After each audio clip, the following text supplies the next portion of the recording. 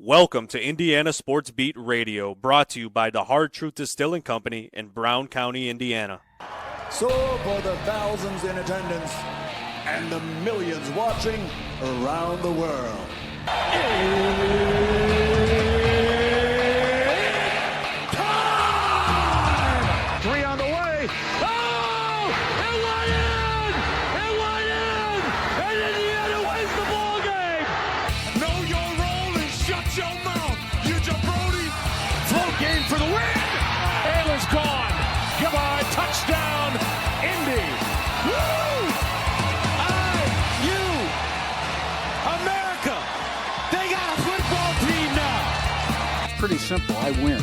Google me. You know that I'm the cream of the crop. Now, from the Hard Truth Studios, here's Jim Coyle. Hello, everybody. Welcome into another edition of Indiana Sports Beat Radio. So glad to have you along as we start this new week. It's tourney week as tournaments are underway, and those that are not underway are soon to be. Plenty to talk about. Greg Rakestraw joining us as we'll talk about the beginning of the high school boys basketball tournament as that is underway. As soon as I can get the right spread out there. There we go. Hey, Greg, how are you, sir? Good morning, my friend. How are you? Oh, good. A busy weekend. Lots happening, whether it's in the high school side or the college side. Everybody playing, playing for something to determine something. And it was a fun weekend, actually. That's good. It was for me as well. That's good to hear on your end. A busy weekend for you, I'm sure, as it was for most people, but not quite as busy as it is normally for them. It is for you, as yours goes deep into each night, but yours is usually exciting, some exciting high school basketball, and there's nothing more exciting in Indiana than when the tournament rolls around, because always upsets, always great finishes, and it's just always fun. There is nothing that I have more I have greater memories of in high school than during the tournament. And it's just, it's a spectacle, and it still remains that. And it was where I was at as well. So I kind of camped out at the Carmel sectional all week long. Crowds topped 11,000 for the three sessions. And they may have hit sellouts in terms of all three. I know both Tuesday and Friday were sellouts at Carmel. Saturday was close. Which is always a little tougher to do, even when you're playing for the championship. We're down to two teams and not four. But it was high-quality basketball, as you would expect, from six of the largest schools in the state. In the Sagarin ratings coming in, all six teams in the top 35. And, frankly, the top three, Fischer's, Westfield, Noblesville, as they were a year ago. And Fischer's gets through Westfield in night one, gets through Noblesville in night number two, and had to come from behind in the third quarter. And frankly, you know, because they were playing teams are really good, and teams that know them because they play them so often as conference foes, or obviously a county rival in terms of Carmel. Not surprisingly, the offense was not as big of a show for Fischer's as it sometimes can be, but defensively they didn't allow more than 47 points to Westfield, Zionsville, or Noblesville. All of those that have, you know, likely Division I level talent on each of those teams. It is so easy with Fischer's being so good to get caught up in what they can do offensively.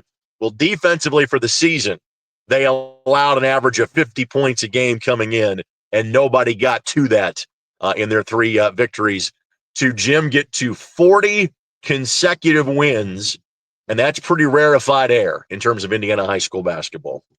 I'd say it's rarefied air anywhere, but especially in a state as steeped in it as Indiana is. And some big Braylon Mullins, his career is over. He will not go forward as his team loses in double overtime, dramatic fashion to Mount Vernon. A little surprise there. Yes and no. Surprised because Greenfield is higher ranked, and Greenfield beat Mount Vernon by single digits when they played. I want to say they played back on January the 10th, if I have that right. But unfortunately, Braylon did not have the greatest of supporting casts around him. And again, to that kid's credit, when others left, he stayed to stay at his hometown high school. And again, it's a bit different. He's got twin brothers that are a year behind him. You know, mom and dad are pretty entrenched in the community. He wasn't going to go anywhere. And so I'm not criticizing the kid, just stating the fact. He is without doubt Mr. Basketball. But at the same time, didn't have maybe the supporting cast around him that you know could have elevated them to go farther. Other thing is that Greenfield was a legitimate top 5, top 10 team in the state. Well, so too is Anderson, and so too is Mount Vernon. And Mount Vernon has been on a run over the last couple of months. Really, the only team that kind of tripped that, the only teams that tripped them up the last couple of months of the season were Greenfield Central and Westfield. And they played Westfield the Tuesday before the tournament started and led for most of that game. And Westfield came from behind to beat them in overtime. And Luke Ertl is a really good point guard. And Luke Ertl has overcome the fact that two of his teammates transferred for the beginning of the season to go play at Cathedral. So a slight upset, yes. But again, such is the nature of being a 4A school in the Indianapolis area, because there's usually a lot of really other good talent in your sectional when you play big boy basketball in Central Indiana. Yeah, and some positive things for Braylon is he finished his career with just under 2160 at 2,158 points. He passed Sean Kemp, Kyle Macy, Michael Lewis, who I just saw at the Indiana game the other night, Chris Thomas, as on the state's all-time scoring list. So he's a McDonald's All-American. Likely going to be Indiana Mr. Basketball. So it hurts right now, but there will be a lot more happiness coming towards him soon. He'll have to overcome it, Jim, by playing in the NBA like 2 years from now. I think he's going to be just fine long term. Yeah, absolutely. But the good thing is the Indiana boys basketball tournament continues on, and it is a spectacle, and this is what makes it fun. You never know who's going to be there. And did anybody else not make it out of sectional play that surprised you? Jefferson, how did Jeffersonville do? I have not been up to date on these as I should be. I apologize. But how about Jeffersonville? So Jeff moved on. Jeff beat New Albany. There will be a passing of the torch next year. It'll go back to being New Albany being the best team in that part of the state. Because what's his kid's name? Isaiah Washington? Yeah, right. The next wave that is coming in for New Albany, but this Jeffersonville team legitimately has a chance of playing in the state championship game. They would play Harrison, who is a good team, but Jeff is better in terms of the regional. To answer your question, the only team that probably statewide other than Greenfield Central would catch somebody's attention that did not make it out of their sectional, but also a very similar story would be Cathedral in 3A. Again, Cathedral part of that group with the shrinking of 4A that would have been amongst the best 4A teams in the state that dropped down to the 3A level. Attucks, New Pal, the other notables from the Indy area. Well, Attucks and Cathedral are in the same sectional. Attucks comes from behind to beat them in the Friday night semifinal game, which is the de facto championship game. Attucks then beat Shortridge on their home floor on Saturday night to win their first sectional since the last time they were in 3A back in 2019. So Cathedral wins one game, and that's it for them in the state tournament. And again, 3A is going to be a gauntlet, and 3A is likely as good as it ever has been, because I can point to 5 or 6 teams and make a case for that team being a state championship team. My man T-Ron, and I know it's Tyrone, but I like to say T-Ron. T-Ron let me know Jeffersonville 14-game winning streak as well. So good for them. Yeah, it's amazing how having your best player back can lead to a 14-game winning streak. And it's also amazing how playing a really rugged schedule, a predominantly Indianapolis area schedule for the first couple of months of the season makes you a better team over the course of the last 2 months of the season. So no, Jeff, because of what they brought back from last year, where they were a minute away from playing for a state championship last season, Again, we'll see what the semi-state draw looks like. But in the southern half of 4A, Lawrence North should make it through to the semi-state.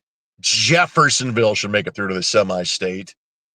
And other than that, it's kind of a toss-up because of having some upsets. Brownsburg was under 500 and had the worst record in their sectional, and they won 3 times in 4 nights to be a sectional champ.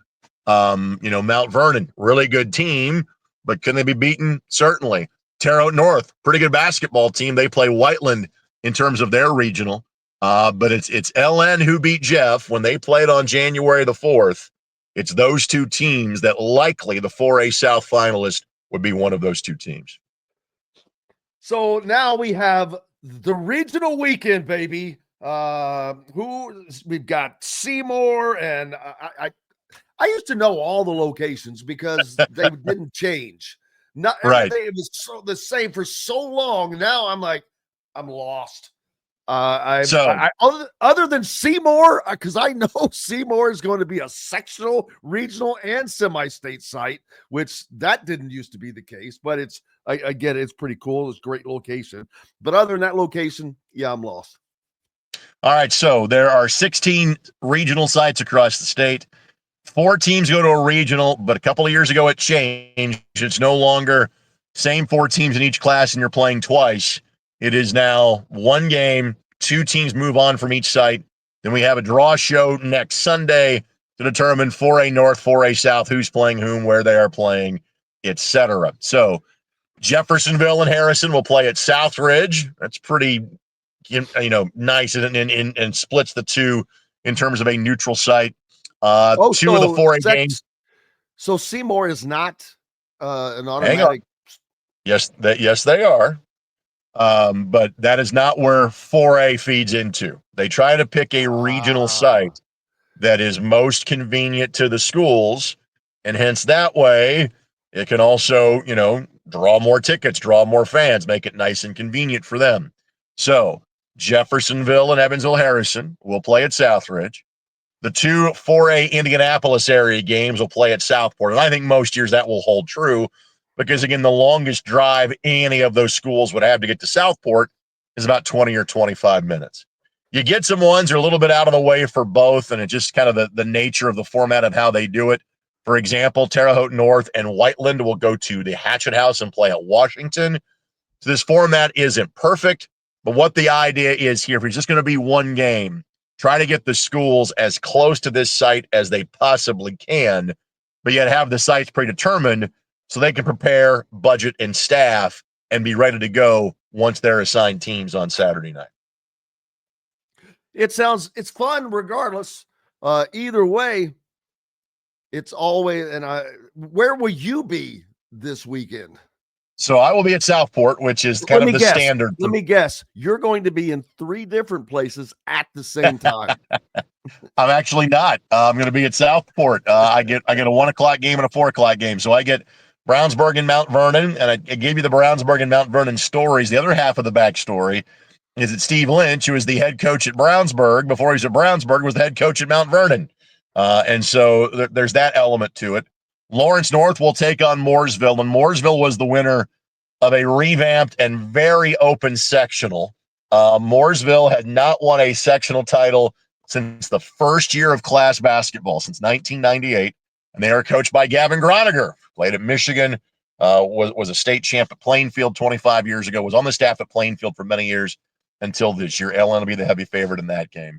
So that is my site that I'll be at, and I think an afternoon doubleheader is good enough for me that day. Hey, it gives you the evening, a little dinner, a little rarity for you. Absolutely. Yeah, it's nice to have a Saturday night off every once in a while. All right. Who is your all right, your 4A favorite, other than Fischer's? Who is your favorite to win that? Fischer's is not allowed the answer to be in the right. Yeah, Fischer's is not allowed to be in the draw. I will go with Lawrence North. Really? Yeah, just a tick above Jeff. They beat Jeff on January 4th. In fairness, Trey Singleton was playing for a second time all year. He had made his season debut the week before in the consolation game against Warsaw, the Hall of Fame Classic. I'll go. And honestly, because Jeff beat LN last year, I think that's a team and a game that LN's been thinking about all season long. So LN in a close one against Jeff in the southern half of the bracket. The Fighting Todd Learys.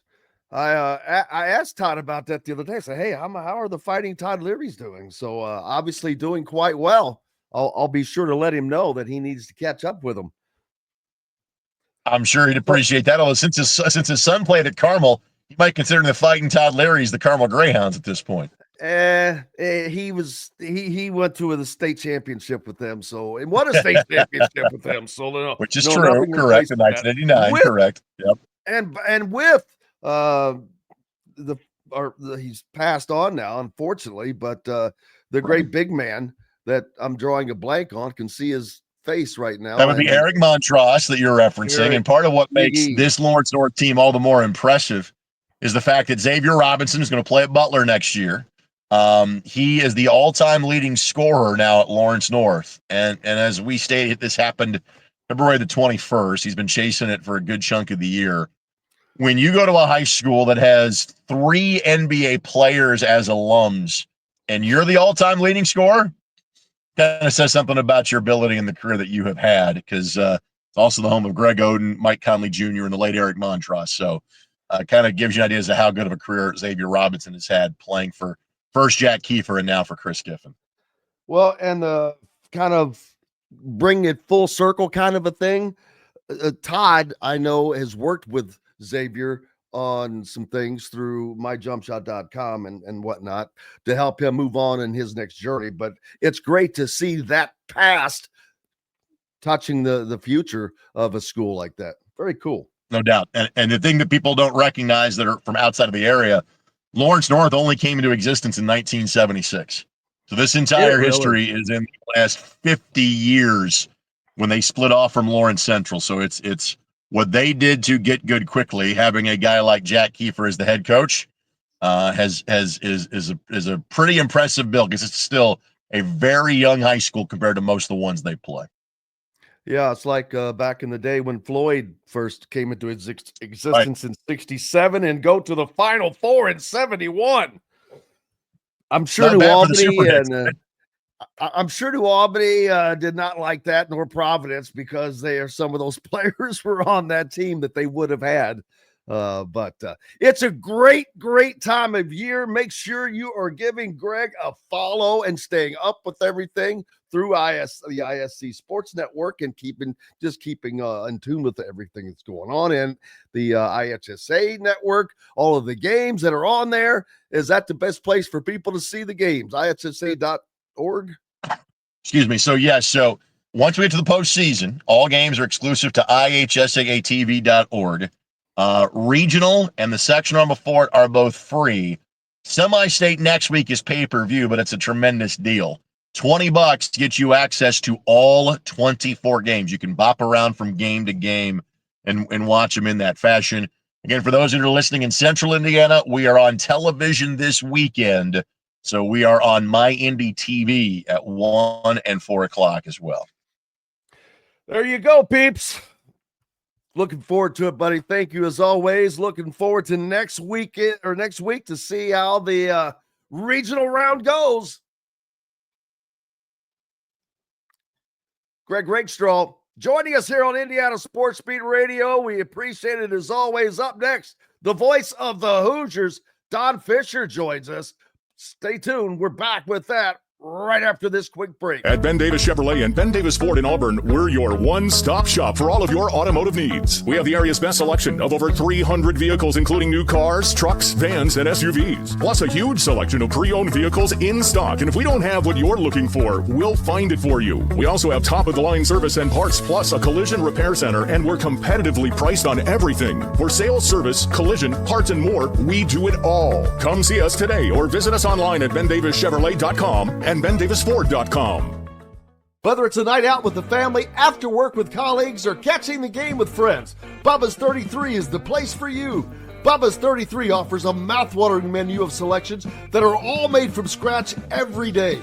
The portions are big, but the prices are small. And with over 50 big screen TVs, you'll never miss the big game. Bubba's 33, pizza, burgers, beer. If you're looking for a new home in the Indianapolis area, you need Cheryl Sizemore from Brick and Ivy Realty. Cheryl Sizemore has over 2 decades of experience, and that could be the difference in getting the home you want in today's tough housing market. Reach out to Cheryl at CherylSizemoreSells@gmail.com or 317-701-0838. That's 317-701-0838. Let Cheryl Sizemore sell or find your new home today. Located on 325 acres in beautiful Brown County, Indiana, Hard Truth Distilling Company is the biggest and the best craft distillery around. While Hard Truth is already known for producing internationally awarded whiskeys and spirits like Hard Truth's sour mash bourbons, sweet mash, and hard road ryes, as well as their cinnamon vodka and the always popular toasted coconut rum. Hard Truth Distillery offers so much more. With a full-service restaurant, ATV, and distillery tours, as well as live music, you can spend an entire day at Hard Truth Distillery while making your entire family or group happy. And that's the Hard Truth. Hard Truth products are available across Indiana, as well as many other states. So no matter where you shop, if they don't carry your favorite Hard Truth product, tell them you want the truth, the Hard Truth. Hard Truth Distilling Company encourages you to enjoy all of their products responsibly and to never drink and drive. Welcome back to the Hard Truth Distilling Company studios on this Monday. Getting your week started, and no better way to do that than with the voice of the Hoosiers, Don Fischer, as the Indiana Hoosiers coming off of maybe the biggest win of the season, knocking off Ohio State at home, Don, to pretty much secure, and I say that slowly to put a little looseness on that, to secure a spot in the NCAA tournament. As I'm looking at it right now, Lenardi has them as one of his last 4 buys. Not sure where our friend Mike DeCourcy has them, but the fact that they are in the last 4 buys puts them, and they're at the bottom of that, but that puts them 4 slots ahead of the last 4 in, which means 4 teams would have to pass them to get in. So I think they're in regardless. They're going to play their first game in the Big Ten tournament. We'll get to that in a second. But going back to the weekend, Indiana did what they've done for the last 8 games at home, Don. I don't know if you know this, but Indiana did not hold a lead at home at the half in any of their last 8 home games. They split 4 of them. Yeah. The other 4, though, were games that they could have won. UCLA, Michigan, Maryland, and I'm trying to think who the other game was, but they could have won all 8 of those games. So it shows you how close they were to not being in this situation. But they're in it, but it looks like they've escaped. Boom. But a huge win Saturday over Ohio State, in which they were trailing at the half again, but come out, and they have been a second half team, and they did it again this past weekend. Well, I think, and let's give credit to Trey Galloway for allowing this to happen, because he put the dagger into Ohio State with that shot from about 28, 30 feet, whatever it was. When he thought the shot clock had been misused and didn't understand the rule, nor did the team understand the rule, basically, nor did I understand the rule, because I was stunned that, number one, that the shot clock had already been running at this point, when he was getting ready to, and he was looking at the official like, you got to change the clock, you got to call timeout here. And the official said, play on. So the fact that he had the gumption to throw up that shot because the clock was running down. I still think there were like 3 or 4 seconds left on the clock when he shot it. But at the same time, somebody had to get a shot off, and he was able to do that and hit it. Just phenomenal. And nobody I'm happier for than Trey Galloway in this scenario, because the heart and soul of this basketball team, in my opinion, has been through Trey Galloway most of this season. along with Anthony Leal and Luke Goody, because again, and I said this last week, I think on your show, maybe I didn't. I can't remember if I talked about it when I was half asleep in Eugene, Oregon, and also fighting a cold at that point, which destroyed my voice for the Tuesday night ball game. But the fact of the matter is that kid has given everything that he has to this Indiana basketball program, stayed around an extra year to help do that. And for him to come out on top in that scenario, to me, is just huge. No question about it. Oh, absolutely. And just to give you an understanding of what Don is talking about, he led Indiana in scoring, well, along with Malik Renew at 16 points, but it was his good shooting. He was 6 of 15 overall. He was 3 of 7 behind the 3-point line, which meant the rest of the team was 2 of 13. So he led them in that regard. He also had 6 assists on the day in 31 minutes. Indiana only had 11 assists in the ball game, and he had 6 of them. You know, yeah. So he was definitely the head of the snake that day, and it could. I agree with you, and I think I said something, sent it out the other day, though. It could not be more fitting because he has really taken the team on his shoulders.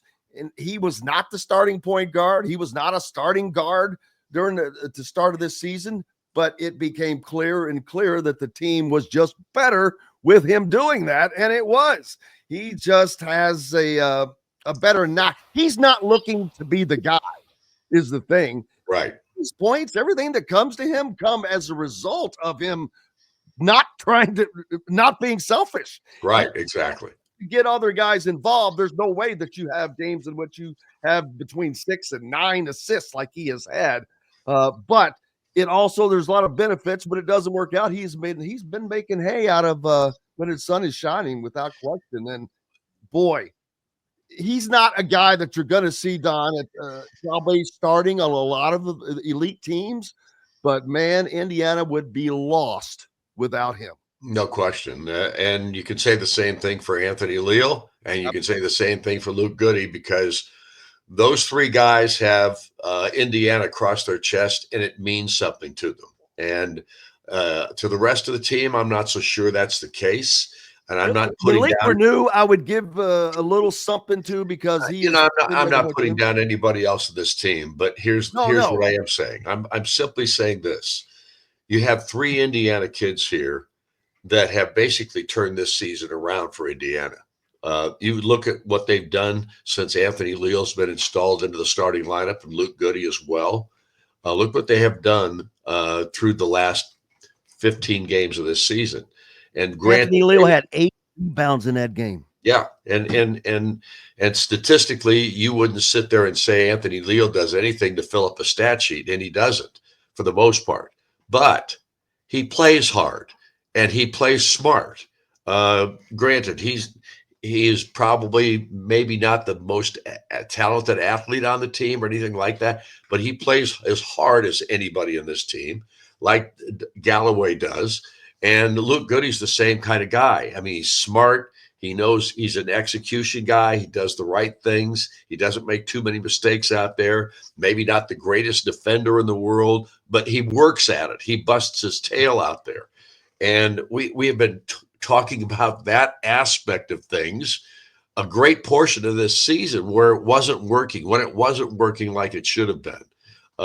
With those 3 guys in the starting lineup, the pride that they have in wearing Indiana across their chest, to me, has made all the difference in the world to why this team has gotten successful here at the end of the season.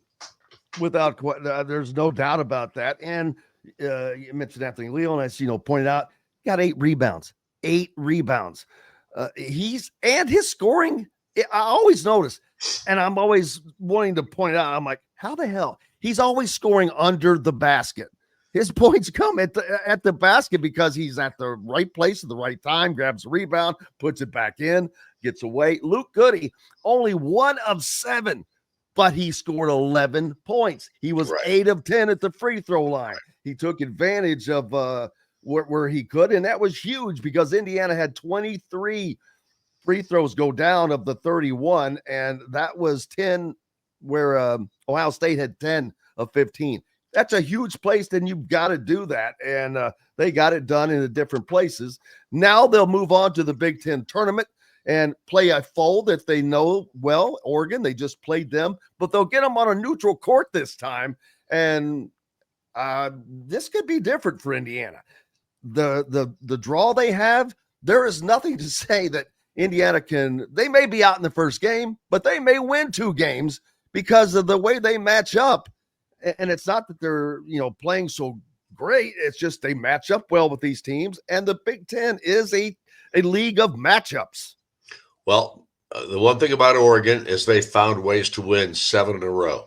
And they did the same thing yesterday when they beat Washington, because I watched that game yesterday. I just wanted to see how Oregon played in that matchup. They played at Washington, a team that has dominated them in their all-time series. I think they've got almost 80 wins to Oregon's 20-something, believe it or not, in that series over the years. There's no question in my mind that Oregon is one of the better coach teams in this league. I don't think their talent, that talent area on their team is not wowing you, but they play well together and they do all the right things. The Biddle kid had a tremendous game yesterday. He had 36 of their points in that contest against Washington. He was terrific. He gives everybody trouble because he's one of those guys that does a little bit of everything for his ball club. And he's a stretch guy because he's 7 foot, can go out on the perimeter and knock down threes. So you've got to guard him out there. And that makes it tough on most teams, Indiana included, because Indiana's bigs are not the most quick athletic guys either. So when you talk about that is going to give Indiana problems tomorrow or Thursday, I'm sorry. I don't think there's any question about that, but I give Indiana credit because they hung in there at Oregon and had a chance. The foul discrepancy in that game, I think the complaining by the head coach was justified because 21-7. That's too much. There's no way.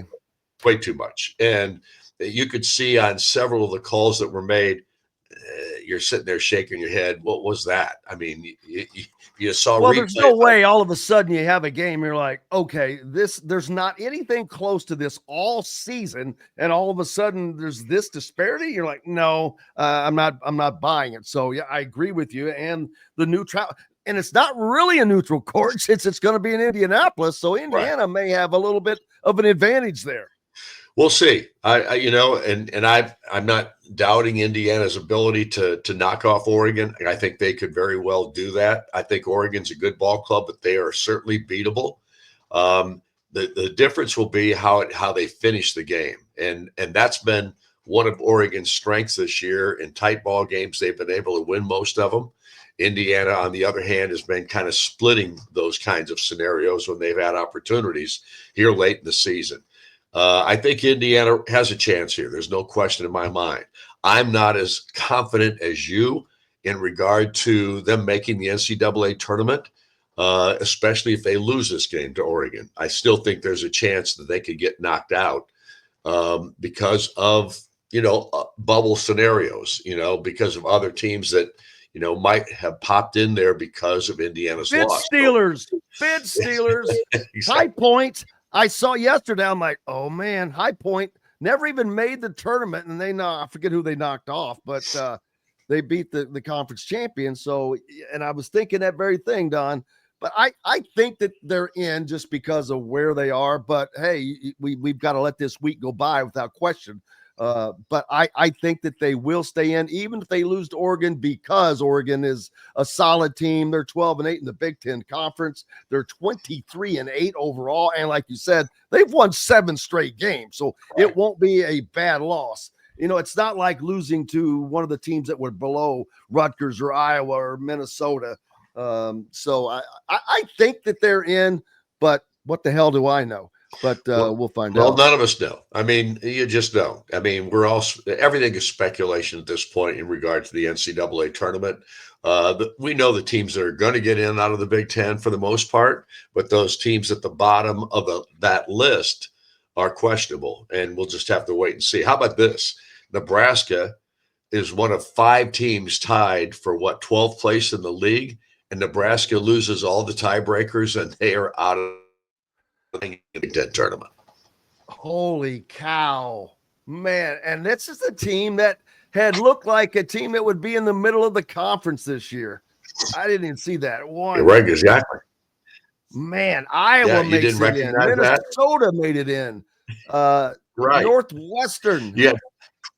You had 5 teams: Iowa, Minnesota, Nebraska, Yeah. Northwestern, and USC.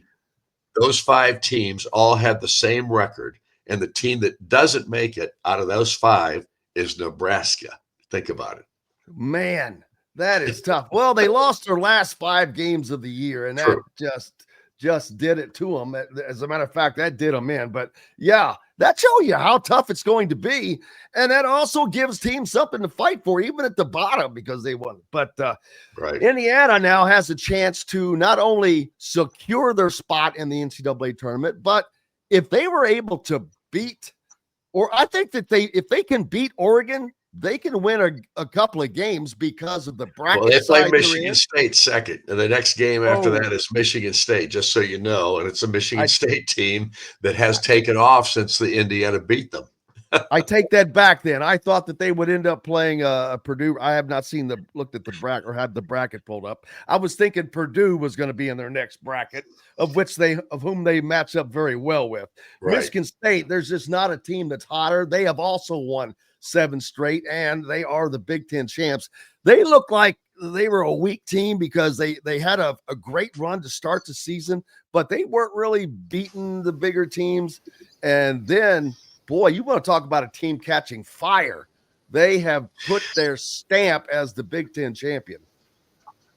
Here's what has surprised me about Michigan State. It is probably the least talented Michigan State team to win a conference championship under Tom Izzo. And he would admit that. He told me when we played him the first time that he said, "This is one of my favorite teams." And he says, "Here's why." He doesn't have a superstar. He says, I've got a team that plays like a team, and they play hard and they bust their butt, and they're not as talented. He says it's probably one of my 5 or 6 least talented teams that I've had here at Michigan State. And he says, I like this team as much as I've liked any of my great ones. He says, because they play together, they're unselfish, and they bust their butt all the time. They don't have really a true, really good inside big man. They've got okay guys. I mean, they don't have a great athlete inside on the inside at all in comparison with what they've had in the past. And yet these guys get it done. And it's not because they wow you with anything. Like there's not one thing that they're great at other than just playing their butts off. And Tom Izzo loves this ball club, and there's good reason why. They've proven it, winning a Big Ten championship. Absolutely. And they are a potential number 1 seed, depending on how much they can gain this week. In addition to that, they finished the Big Ten season 17-3 with just 1 home loss. And who was that to? Indiana, of all teams. So that bodes well for Indiana. That helps them out a ton. But Michigan State just looking really good. Michigan kind of taking a slide of sorts. And I have to mention that since Dusty May signed his extension, he's lost 4 or 5 games. I'm sure Dusty appreciates you bringing that up. I'm pretty sure I'm not the only one that knows that, but I'm sure you're not. I'm sure you're not. That happened. Well, what's up next for you? You got the coaches show tonight, I believe. Tonight, Calbert Cheney is our guest. Obviously, looking forward to talking to Calbert about this team and about the season as we wrap up the talk shows for the year. And then, of course, we've got the ball game coming up on Thursday. So lots of good stuff still to go. And obviously, this Indiana basketball team has its opportunities, and we'll see if they can carry them out. Absolutely. Make sure you head out to Hoosier Hanks East tonight. Join Don Fischer and Calbert Cheney, 2 of the Indiana basketball's all-time greats together. Wow. That's a catch there. Don, I appreciate you as always, buddy. Thanks, Jim. I appreciate your having me, man. See you. You bet you. We will see you Thursday. There's the great one, Don Fischer, joining us here on Indiana Sports Beat Radio. We've got more coming up right after these messages from the Hard Truth Distilling Company Studios. Located on 325 acres in beautiful Brown County, Indiana, Hard Truth Distilling Company is the biggest and the best craft distillery around. While Hard Truth is already known for producing internationally awarded whiskeys and spirits like Hard Truth's sour mash bourbons, sweet mash, and hard road ryes, as well as their cinnamon vodka and the always popular toasted coconut rum. Hard Truth Distillery offers so much more. With a full-service restaurant, ATV, and distillery tours, as well as live music, you can spend an entire day at Hard Truth Distillery while making your entire family or group happy. And that's the Hard Truth. Hard Truth products are available across Indiana, as well as many other states. So no matter where you shop, if they don't carry your favorite Hard Truth product, tell them you want the truth, the Hard Truth. Hard Truth Distilling Company encourages you to enjoy all of their products responsibly and to never drink and drive. Ugly Grouper, located on beautiful Anna Maria in Florida, is the place to be, and not just because they have unforgettable meals, including locally sourced seafood. The Ugly Grouper has your favorite craft beers and cocktails, along with live music every day. The Ugly Grouper is family-friendly, able to host private parties, and has the biggest grouper you've ever seen. The Ugly Grouper is the place to be on Anna Maria Island, Florida. Tell them Indiana Sports Beat sent you. Go to theuglygrouper.com for more information. When it comes to apparel and promotions, Freethink has you covered, literally, whether it's 24 or 200 shirts for sports leagues, businesses, or groups. Freethink Apparel and Promotions can also create your very own merchandising store. Freethink Apparel and Promotions did it for Indiana Sports Beat Radio, and they can do it for you. Whether it's screen printing, embroidery, digital printing, promotional products, vehicle wraps, or anything else under the promotional line. See what Freethink Apparel and Promotions can do for you at freethinkapparel.com.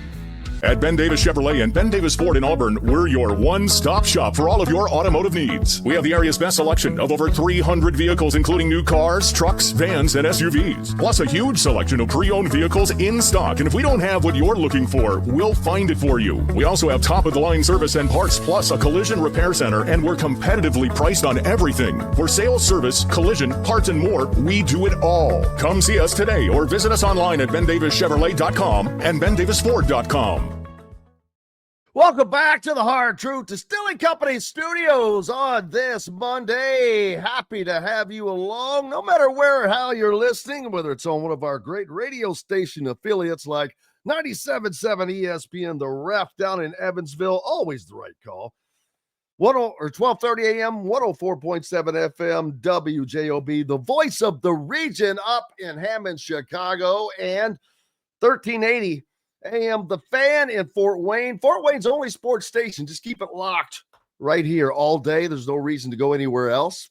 We've got great content all day. Or if you're following us on any of the social media outlets like YouTube, make sure you just give us a like. If you don't want to subscribe, it doesn't cost anything. But even if you don't, that's fine. Give us a like. I hope you're enjoying what we're doing. Well, that's a great way to start it off. The fish, and it's tourney time, people. Oh, and don't forget, I'll have to get with Pete and get the annual Indiana Sports Beat bracket going. And I've got to go back and figure out who lost or won the football one, because I want to get some prizes to them, but we'll do the same. Like I'm thinking a jacket or something. I've got that jacket I've been trying to give away, but we'll figure all that out. But a lot of happy people after this weekend. Indiana gets the win over Ohio State to pretty much secure. I think they're in the NCAA tournament, even if they lose their first round game in Indianapolis this week, because they're playing Oregon. They're playing a higher seed. They're not supposed to win that game. So, and they're 10-10 in conference play. I did not think that they would get to 10-10. Let me be the first one to tell you. I readily admit that. I had them at 9-11. So they beat that by a game. And overall, Indiana now on the season 19-12. If they can get that win over Oregon and get a 20th win, but if not, they could wind up, say, 19-13, going into the tournament at 19-13. And let's say they get a first round win, go 20, and then if they lose the next time, 20-14. That's not a great season. 20 wins sounds nice, but 14 losses, you're 6 games over 500, man. So, and those 6 games, a win over Washington, 2 wins over Penn State, a win over USC. Did they lose that game? I'm trying to remember. Went over Minnesota. But yeah, most of those reasons I'm counting those off, those are all the bottom tier Big Ten teams I was counting off. But regardless, Indiana is, I'm saying they're in the NCAA tournament at this point. Well, at this point, yes, they're in. But I think that even if they lose to Oregon on Thursday, they're still in, because that would give the Big Ten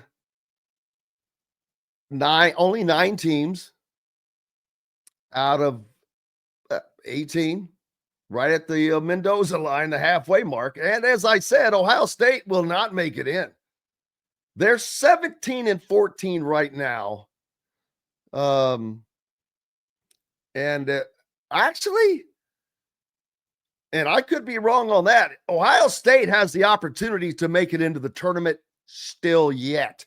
And that's with a single win in the Big Ten tournament. I think if they win 1 game, they make it in. Now, they will be playing a higher seeded team in the tournament. So that would, first of all, make it well, not necessarily. We'll have to pull up the bracket here in a minute. But right now, Ohio State is the second of the last 4 in. They are ahead of Oklahoma, ahead of Xavier. First 4 out teams, Boise State, North Carolina, Texas, Colorado State, Nebraska, next 4 out, Wake Forest, Cincinnati, and Dayton. So the fact that Nebraska does not even make the Big Ten tournament over that tiebreaker, oh boy. And they lost at Ohio State last week in double overtime by 2 points. That's the game that kept them out of the Big Ten tournament and ultimately will keep them out of the NCAA tournament. The 3 teams that will not play in Indianapolis this week, Washington, of course, Penn State, which a little surprising, USC is the 7-13 team. No, well, as Don just said, it ends up being Nebraska. So USC squeaking in to the tournament. Northwestern squeaking into the tournament at 7-13 in conference play. Minnesota getting in at 7-13. And Fran McCaffrey, the Fighting Frans. Is this the last time we'll see the FranCon face? We'll have to find out. But he'll be in Indianapolis, and we'll get to see all of that. So, and we'll be coming to you from Indianapolis beginning this week. I'm not sure if we'll go up Wednesday or not. We'll have to check the practice schedule and all of that. But most likely Thursday, and if Indiana continues to win on Friday as well. Yep, Leal has been doing due when Fischer speaks. Listen, well, that's good. Ed says that you can see Luke Goody being vocal in huddles. Luke Goody is without question become a leader on that team, but he's become a senior. He is just like Anthony Leal and Trey Galloway. He's been accepted as someone as if he has been here the whole time. Fred asking, why no senior day live speeches this year? Well, I cannot answer that with anything definitive. It recorded is easier because you can't screw it up. I'll say that. And I did not really expect Mike Whitson to say a lot, but it is also cool. They could do more with videos. They did have Anthony Leal speak as a representative of the senior group, but yeah, it went away from tradition, and that I don't understand. Maybe they had a lot of seniors. Maybe that was part of it. Maybe to guarantee a concise time. I don't know, but there were a lot of them. What was there? 7? 7 of the guys that are potentially going away. Luke Goody, not sure if he'll be back or not. There is the possibility that he makes it back if he is granted that extra year. And that would be huge for Indiana to have him in your hip pocket next season, because I do not see him going anywhere if he is granted that extra year. And what coach would not want a guy like that? Yeah, you'd be pretty dumb. So you'd have him in the fold. You'll also have Trent Sisley as a recruit and the Lithuanian Zerno. So there's 3 spots on the roster that you're not going to have to worry about, because they are going to have to worry about roster spots. There's no doubt that there is going to be a huge roster turnover. Obviously, Bryson Tucker will be gone, as he has apparently shut down himself from playing the rest of the season after, I guess, being shut down for whatever reason by Mike Whitson. We'll have to wait and see. But that's going to wrap it up for this hour. We have more coming up. Dustin Dopirak will join us. You heard Don talk about Calbert Cheney joining him on the radio show tonight out at Hoosier Hanks East. So why don't you head out there? Be a good time to go out. Maybe I'll try to go out there. We're back with more from the Hard Truth Distilling Company studios, located on 325 acres in beautiful Brown County, Indiana. Hard Truth Distilling Company is the biggest and the best craft distillery around. While Hard Truth is already known for producing internationally awarded whiskeys and spirits like Hard Truth Sour Mash Bourbons, Sweet Mash, and Hard Road Ryes, as well as their cinnamon vodka and the always popular toasted coconut rum. Hard Truth Distillery offers so much more. With a full-service restaurant, ATV, and distillery tours, as well as live music, you can spend an entire day at Hard Truth Distillery while making your entire family or group happy. And that's the Hard Truth. Hard Truth products are available across Indiana, as well as many other states. So no matter where you shop, if they don't carry your favorite Hard Truth product, tell them you want the truth, the Hard Truth. Hard Truth Distilling Company encourages you to enjoy all of their products responsibly and to never drink and drive. If you're looking for a new home in the Indianapolis area, you need Cheryl Sizemore from Brick and Ivy Realty. Cheryl Sizemore has over 2 decades of experience, and that could be the difference in getting the home you want in today's tough housing market. Reach out to Cheryl at CherylSizemore@gmail.com or 317-701-0838. That's 317-701-0838. Let Cheryl Sizemore sell or find your new home today. Whether it's a night out with the family, after work with colleagues, or catching the game with friends, Bubba's 33 is the place for you. Bubba's 33 offers a mouthwatering menu of selections that are all made from scratch every day. The portions are big, but the prices are small. And with over 50 big screen TVs, you'll never miss the big game. Bubba's 33, pizza, burgers, beer. Andy Moore Honda is Bloomington's #1 Honda dealer for a reason. Buy a new Honda and get a 3-month break from car payments. That's right, no payments for 90 days. That includes the all-new, all-electric Honda Prologue, and you get it for just 0.9% financing. Or the 2024 Honda Ridgeline Black Edition or the Honda Accord LX, both for just 1.9% financing. Get more to your door from AndyMooreHonda.com, Bloomington's #1 Honda dealer and your best place for new and used vehicles. Welcome back to the Hard Truth Distilling Company studios on this Monday. So glad to have you with us along for the ride as lots going on. It's tourney week, baby. In every fashion, the Indiana boys high school basketball tournament is going on. The Big Ten men's basketball tournament in Indianapolis this week as well. So, and then the NCAA tournament follows that. But lots to happen. We've already had conference tournaments going on, and talk about bid stealers, man. High Point, forget who they beat, but that is a worry. Not for Indiana at the moment, but teams like I just mentioned, Ohio State, how they could still try to fight their way in. Well, you forget about those bid stealers as well. But if to the tournament were today, now this is Lenardi, so I don't always know that he has them in the right place, but not to say that he didn't. But he, as of today, he has them in the Midwest Regional, which is in Indianapolis, as is Purdue. Now, this is interesting. He has them in the Providence, at the Providence site, which kind of stinks because there is no easy way to get there, baby.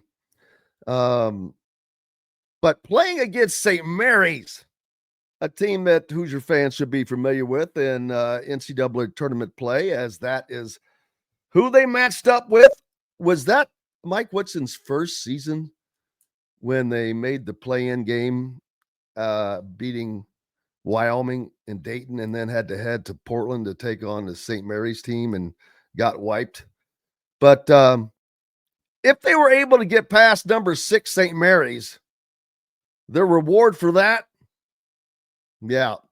take it on, most likely, Rick Pitino and St. John's.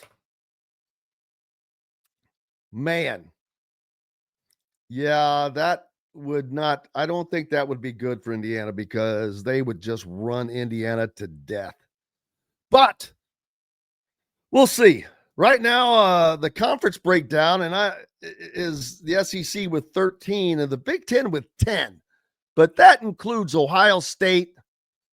And boy, I still think that they have a tough way to go, because if they lose their first round game, does that knock them out? Or bid stealers? Does it just take 2 bid stealers to knock them out? The Big 12 with 8, Big East down to just 5, Mountain West with 3. How about this? The vaunted ACC conference. 3 teams expected to make it into the Big Ten tournament. I mean, the NCAA tournament. 3. Think about that. The conference of North Carolina, of Duke, of Virginia, of all these teams, 3 teams out of the ACC. And I'm going to assume, is Clemson that 3rd team? As I'm quickly perusing the actual bracket to see whom that, and I'm just looking for Clemson to see if I see their name, and there it is, as a 4 seed, no less. So not bad. And I mentioned that because of their coach, Brad Brownell, because the coaching search getting a little, I saw that someone earlier had put up that Jeff Goodman had posted that quietly Scott Drew and TJ Otzelberger were no longer, I guess they maybe took their name out. I'm not sure. If that is the case,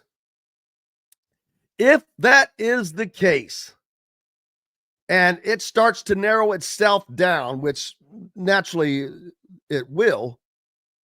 But you just took two of the major names out. If that is in fact the case, well, that leaves us with, of the names that we're thinking of, Ben McCollum, Mick Cronin, Greg McDermott, and I'm just quickly thinking off the top of my head. And instead of off the top of my head, a much better head to think off of would be one of Dustin Dopirak, and we can do that very much easier. Dustin, how are you today, sir? Doing well today, Jim. How about yourself? Oh, I can't complain. I'm just sitting here running through potential names. Jeff Goodman reported that quietly Scott Drew and daggone it, TJ Otzelberger, I saw this week. Otzelberger. Yeah. So it's kind of taking care of itself as far as names. And now Ben McCollum, Mick Cronin, Greg McDermott are the three probably biggest names that will be on this. But I don't know that Scott's not looking at someone else or talking to someone else, but those three names are kind of coming up. And I watched Drake yesterday. Drake, they won the was it the OVC? The MVC. Much more important. I mean, it is worth noting the Valley, obviously, the Missouri Valley certainly has lost. I don't want to use the term luster because, I mean, like the Valley and the CAA used to be the two of the top mid-major leagues. And basically, like, as everybody rated each other up here, there's been this slow rating of every, not lower rated league, but those what used to be mid-major powers got a lot of their stuff taken, particularly by the Atlantic 10, really kind of took the best that they could from the CAA and the Missouri Valley, but the Missouri Valley is still far better than the Ohio Valley. There's still teams in there. Belmont moved up there. Bradley, Southern Illinois are the three teams they beat to get in this tournament. Your Missouri States, your Evansvilles, your Northern Iowas, Indiana State, is Murray State in the Valley? Murray State's in the Missouri Valley now. I didn't realize that. But a lot of, just traditionally pretty good mid-majors in there. And for them to put down as good of a record as they did says a lot. I mean, I think Ben McCollum's overall record's pretty good. I mean, it's as good as you could look for from a mid-major coach, really. I mean, if he's only a year older than me. I look at it this way too, and I hate. I'm not trying to stretch for a comparison, but he moves up from the lower level Division 1 to Division 1, and he brought four guys with him. Kind of reminds me of a coach recently named coach at Indiana in football that brought a bunch of guys with him from the lower depths, and it translated very, very well. His guys translated well. The guy who he has one of his players who was only second all whatever they played in last year was the MVP of the MVC this year. So that's, or the OVC. I don't know, whichever one. The MVC. It's the MVC. Important. WMVC. Little Howard Schneller or Howard Stern there. But it's very Signetti-esque because he was able to winning translates. I keep saying winning translates, and he brought up the guys, and these guys more than competed. Hell, one of them was the player of the year. So his name is definitely going to be there. I don't know. Scott has got a lot more information. Sure. And I'm not going to pretend that and people like to judge when they start seeing these coaches. Like right now, they put them under a microscope, and if they lost 2 or 3 games, you're like, oh well, this guy just lost 2 or 3 games. Well, you cannot put them under a microscope, man. Well, I mean, you do. It's just a question of of presuming one game is everything, and obviously, again, that's sort of how college basketball works. You don't have 7-game playoff series, and a lot of times the difference between whether you're an Elite Eight team or a Final Four team or losing the round of one team, it's one game. That's it. But I mean, I think what you're looking for, there is something to be said for.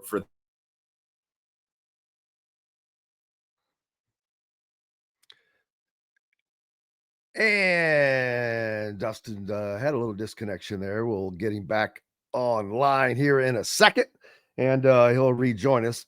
But yes, sir.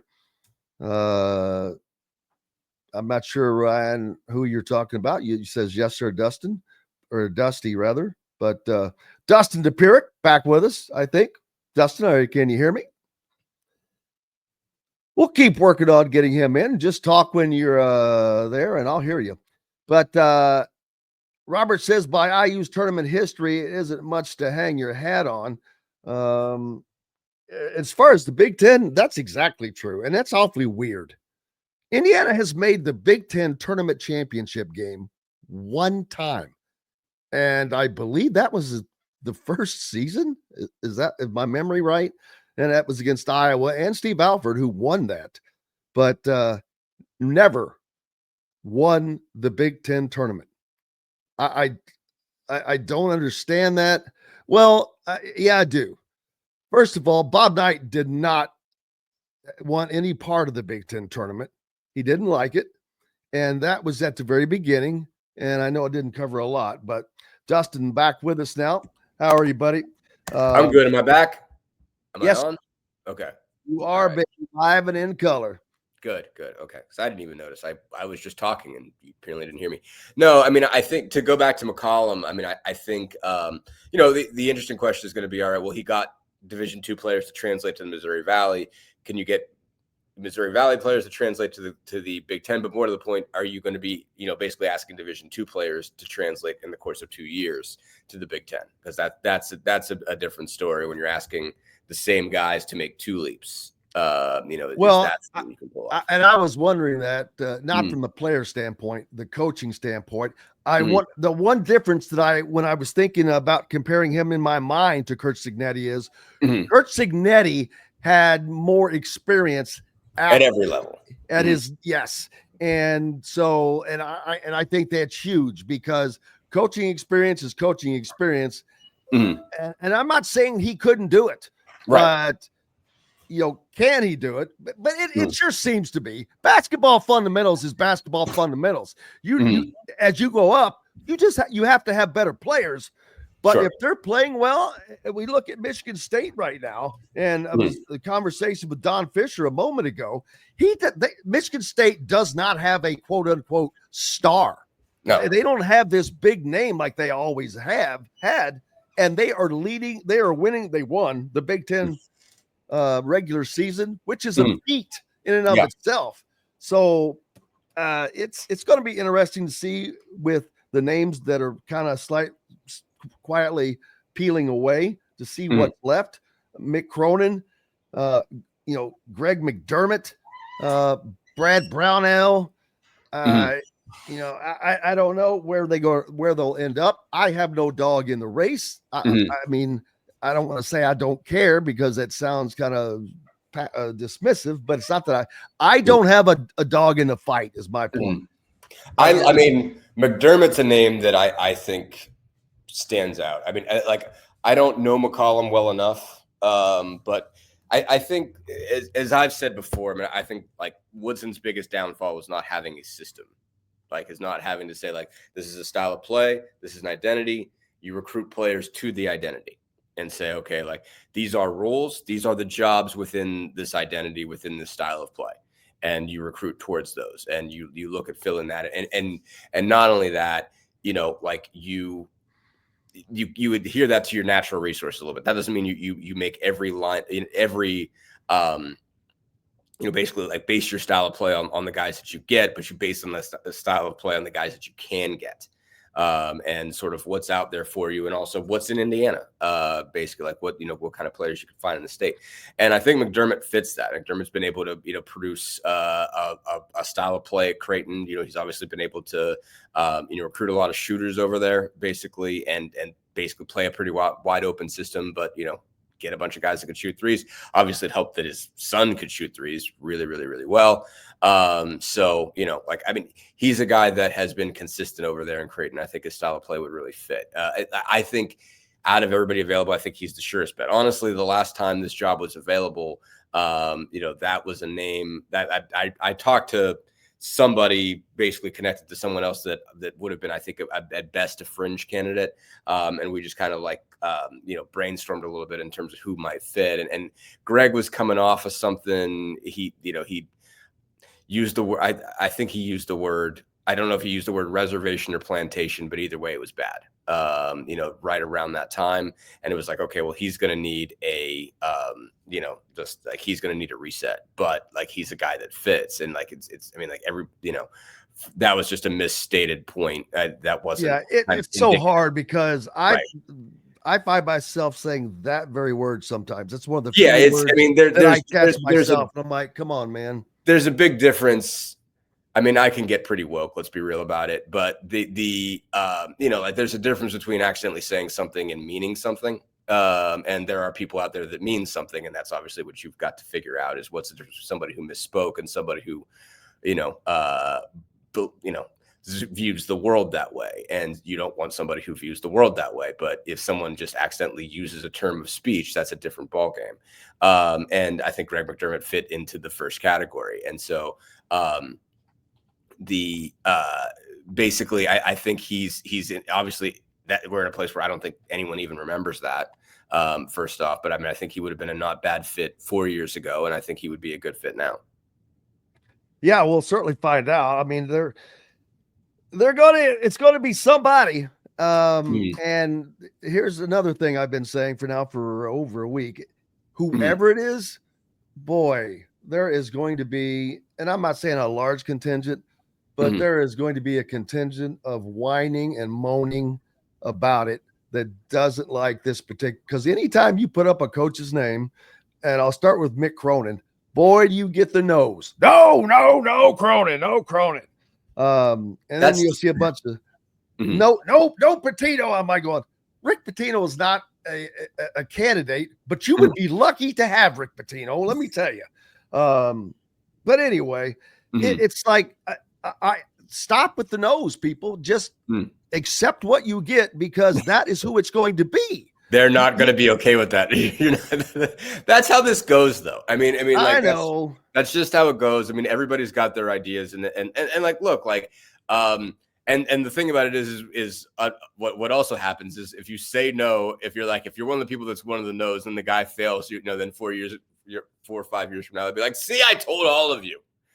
Every time. That's part of how this goes. I mean, that's part of what sports discourse is saying, okay, well, I didn't, you know, like, and I mean, too much of the point is determining, like, everyone wants to jump to conclusions quickly and determine whether they were right or wrong. And it takes 4 or 5 years in a lot of cases, especially when it comes to college basketball coaches, to determine who was right or wrong. But you find out. And then, you know, I mean, you do get to say no. You know, you do get to, if you're opposed to it, you get to, you know, mouth off on here and say, look, I'm telling you, this guy's never going to make it. He doesn't understand this. He doesn't understand that. But, you know, I mean, really more to the point is if you're Scott Dolson, you can't be, you know, affected by that. You have to know that whoever you hire, somebody's not going to like. You know, someone's going to tell you missed, you know, that kind of thing.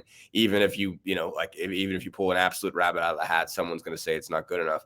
And you got to trust what you're looking for. And again, at the end of the day, I mean, I think the biggest thing they need is just to say, okay, like, it's not just a person, it's a system. It's getting somebody and looking at it and saying, does this approach work? You know, is there a fully thought out approach and does it work? You know? Yeah, two things. Russell says, afraid of McCollum. He has never dealt with NIL. They will need to get somebody to help him on that. Well, first of all, coaches are not writing these checks, people. Coaches are not determining the value of these players. And with the revenue share coming, that is already going to be kind of predetermined. Different from NIL, I get it. But the coaches don't have a lot to do with NIL. They are not determining the value. But I think to Russell's point, I think to Russell's point is that he hasn't had to coach NIL paid players. And that, I think, is an important piece to it. It's just, again, like, obviously, again, at the NBA, it's a totally different story. And you're talking to your general manager, you're talking to your president of basketball ops about who you're paying, who you're not paying. And there's a plan in place. And it's looking at it and saying, okay, like, you do have to consider who you're investing in when you're deciding your lineup decisions. Because it's just like, all right, well, like, we've got $10 million a year invested in this guy. We got a draft pick invested in this guy. Like, like, we might lose him, that sort of thing. Like, you have to consider all these things. And it's like, okay, well, this is the guy we've built the future around. This is a guy we've only got under contract for $2 million for the rest of the year. And you make those choices. And sometimes you end up going with the guy that you're paying less. And it's different all depending on what your situation is. But if you're at an NIL, you have to say, all right, well, we're paying this guy $100,000 a year or whatever, or $200,000 a year.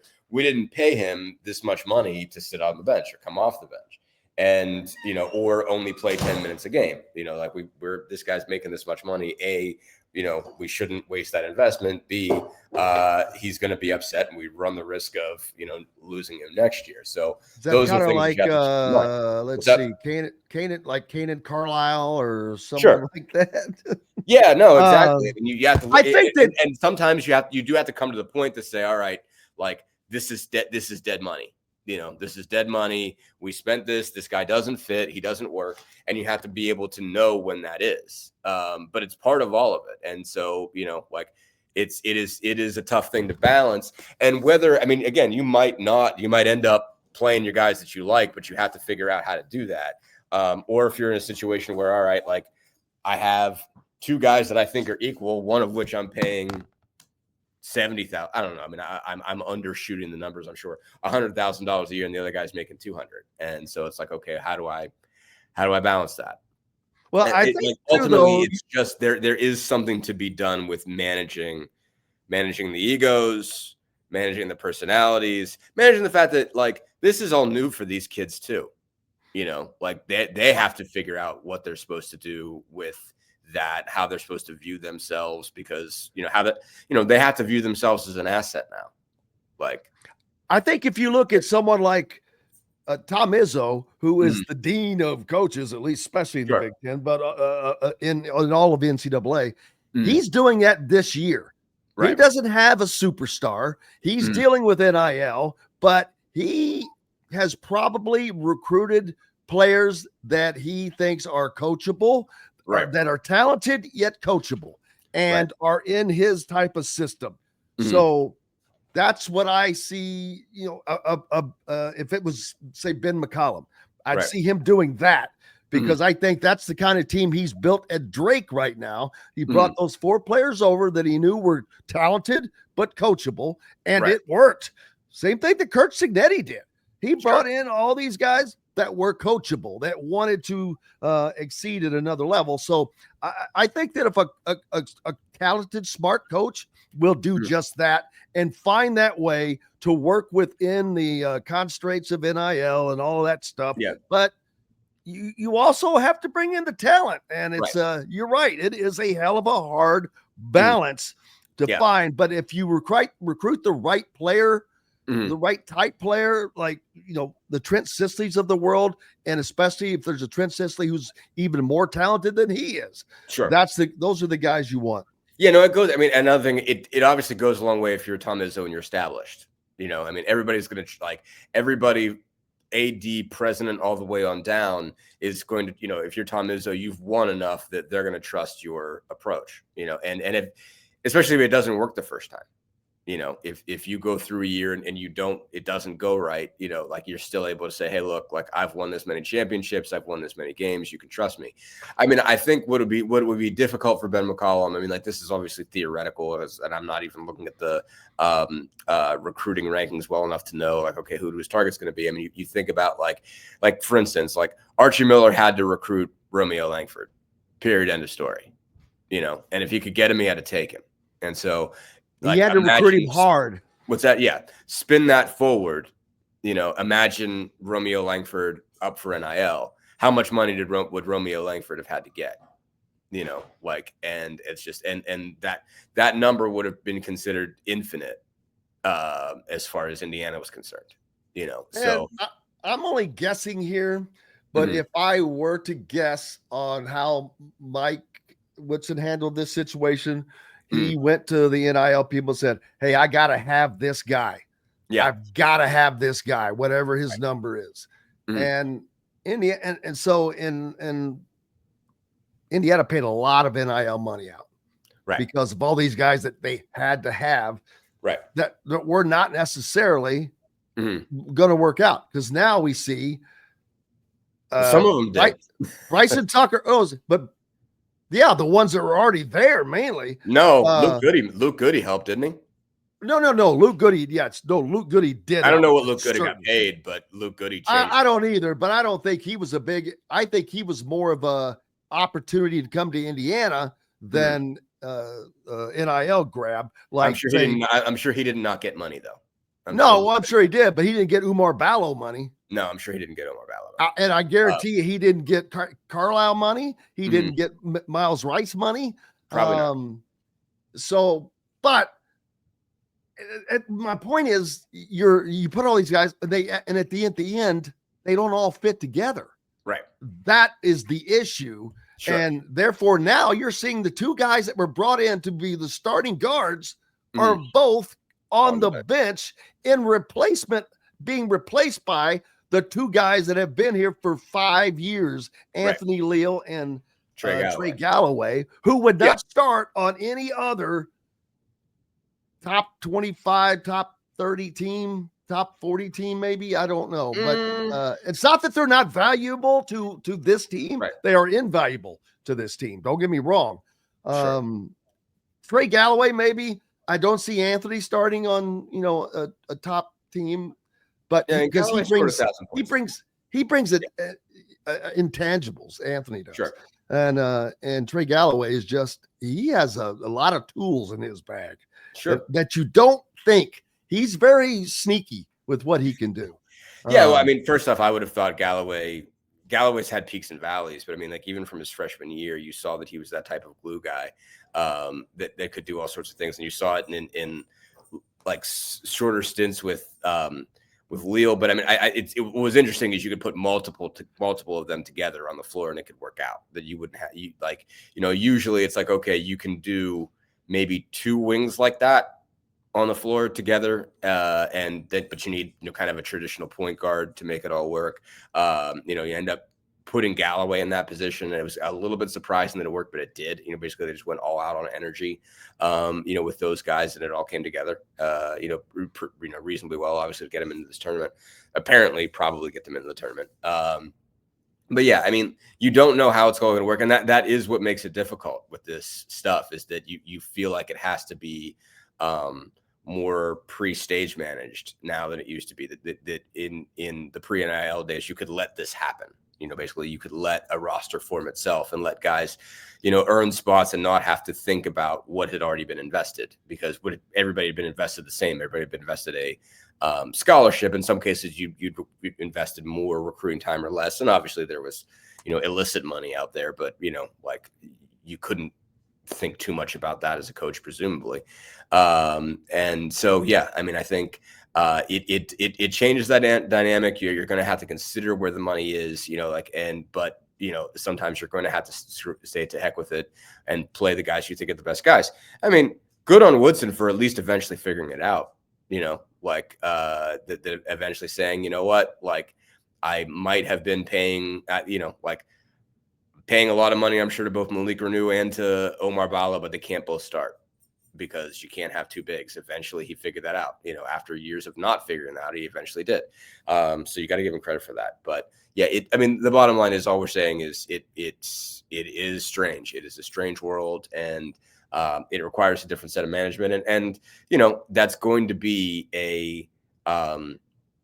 that is going to be a culture clash for Ben McCollum. He's like, if Ben McCollum does get hired into that job and goes straight from Drake to Indiana, like that is going to be different. I think it was probably a pretty significant change for Cignetti, but I mean, I think he'd been in, as an assistant, been in big time college football before, been at Alabama, been at Pitt, had a sense of what it looked like up there, where I don't know, I'm trying to say, I mean, like obviously McCollum been Northwest Missouri State. I mean, I don't know if he's even had time I don't know if he's even. Yeah, he has no experience at this level at all. But okay, and quickly he could be a really good coach. He could be a really good coach, but that will be an adjustment. If Pat Kelsey, what's up? Pat Kelsey came from the College of Charleston, fair, for Louisville, and Louisville is top 20 team, third best. Even though the ACC is extremely weak this year, Louisville is. That's the team I couldn't think of. Louisville getting into the tournament along with Duke and who the hell else is even good in the ACC. I can't even think. Clemson was the team that beat them. Ironically, Brad Brownell, a name that is probably at the back of the list, probably still on the list. But as far as coaching for Indiana, he's not getting a lot of love from people. Yeah. They say, "Oh, he hadn't done anything." Well, he was at Clemson. He was in the ACC, which forever has been, dominated by North Carolina and Duke and Virginia. So it's been difficult there, but he's got them as a 4 seed right now. And so to say he hasn't done anything, I don't like that. I don't agree with that. So you never know all of the situations. He's been kind of a slow burnout there. I mean, remember, he's been there since 2010. So he's been to 1, 2, 3, 4 tournaments. Got to the Elite Eight a couple of years ago. 20. His best there has been the last couple of years. Yeah, I mean, they're really 18-2 in the league. Oh my God. I mean, they've got a legit squad this year. So, obviously you'll see how that shakes out. So it's the best team he's ever had. I knew Brad. So, and you wonder, is that him? Is that what he can do with NIL and with the transfer portal and things like that? So, because like I said, that's a guy that's been competing against Duke and North Carolina and Virginia, who won a national championship and those teams that have just been dominant over there. So, Russell says West Virginia coach has been added to the list. Also, is Sig's friend Will Wade. Will Wade is not. I will say it over and over. Will Wade will not be the next Indiana coach. You cannot. If you want to use baggage, all I got to say is big ass offer. That's all you have to say. I mean, he was under it. Strong ass offer. You're right. Yeah. Anybody that was under an FBI probe, not going to be the next coach. Chris Beard is not under an FBI probe, for gosh sakes. So, and you wonder, it's all hearsay and all that, but I have steadfastly said that Chris Beard won't be the next head coach. It's not that I don't think he's deserving or able or the best fit. He might be all of that. I just don't see them getting past the Chris Beard stuff. I'll just leave it at that. And it is sad, but that's still my stance. Although there have been rumors otherwise, I don't see it. But does Indiana get into a position to where they're maybe have to look over some things? I mean, again, it just depends on I've tried to say it the same way. Again, if you think you can trust the guy, hire him. If you don't. It's that simple. Don't hire a guy you don't think you can trust. If you've done don't not hire a guy. Just if you think you can trust a guy, if you truly believe in your heart that you can trust a guy, and you just think that the PR is bad, then you should hire the guy. But if you look into it and you think you can't trust the guy to behave the way that you think a coach should behave, then don't hire him. I mean, that would sort of be it's you got to make your own choice as a grown up, basically. I mean, you got to look into what's really there. I mean, I think Scott Dolson's a grown up, I guess is the best way to put it. If he sees, looks at Chris Beard and says, all right, that, obviously it's drop charges, the whole bit. It's not like there's a pending, court case over this or anything like that. But if you look at it that and say, all right, I don't want anybody that's ever been accused of anything like that. I presume that anybody's been accused of anything like that, that's the tip of the iceberg. I don't want to mess with that at all. Then you don't hire him. But if you look at that and you say, all right, I think this was false, I think this was made up, I think this guy's nothing like that, whatever. If that's if you think, then hire him. Don't and it's just you have to fully, you got to dig into that as far as you can dig into that without, violating some kind of law, just basically it's you got to know whether you trust a situation like that. It's it can't just be about PR baggage. I mean, again, you have to work with the guy. You are putting your reputation on the line with him, So obviously if nothing happens, you don't have to worry about it. But if you come up and he does something else stupid, you own that and you get fired. So, that's the thing. That's what it comes down to. If you don't trust him, don't hire him. Yeah, because this hire is this will weigh heavily on Scott Dolson's tenure. Yeah, it's the biggest. I mean, obviously he has helped himself a lot with Kirk Cignetti. If Kurt Cignetti continues on the track that he's on, even if he doesn't, go out and win a national championship, if he gets them to the playoff, a 12-team playoff every once in a while, then he's done something with Indiana football that never, if this wasn't a 1-year flash in the pan and you get, several more playoff trips and, Big Ten contention on an annual basis, that is going to help him long-term in terms of how he's judged. But, you can't have a, dumpster fire basketball hire, in that case. It's again, if obviously at the end of the day, if you're going to make a hire like Chris Beard, you better be able to put your name on the line. But, and you got to trust him. And so it's just if you don't. But that's got to be you got to make a grown-up decision. That's not he's got too much. It's it's not about baggage. It's do you think the guy is legit? Do you think the guy does, is not a behavioral problem? Do you think you can trust him? And that's got to, again, you got to make that decision as a grown-up, but also on the flip side, you don't, just because everybody thinks he's the biggest name and thinks it would be the taking it serious move to go hire the guy with baggage, that doesn't mean you need to put your name on the line with a guy you don't trust. So absolutely, that's my view of it. Is again, you got to make that's an adult decision, and you got to be an adult. Yes, you do. And speaking of adults in the room, we've got one at least, Dustin Dopirak. Am I? I'm not sure if I qualify. Anyway, you do in this conversation. Let me tell you. We've got lots more coming up. How the Pacers are doing, what's happening there. Pascal Siakam picked up a fine. Yeah, I think you can afford it. Drop into, I was going to say lunch money. Lunch money. Yeah. Hey, we've got plenty more to go here on the program. We'll take a quick pause for the cause and back with more Indiana Sports Beat Radio right after these messages.